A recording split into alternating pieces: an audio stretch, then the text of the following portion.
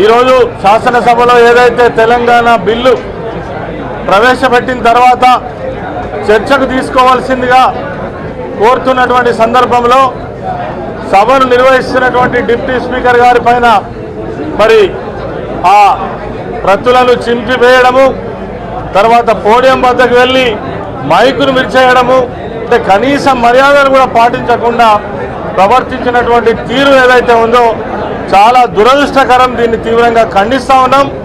అదేవిధంగా ఈరోజు సీమాంధ్ర నాయకులు ఒక్కటి ఆలోచించుకోవాలి. మీరు ఇలా ఈ చివరి నిమిషంలో వచ్చి మీకేదో జరిగిపోతున్నట్టుగా ఏదో ఆందోళన చెందుతున్నారు.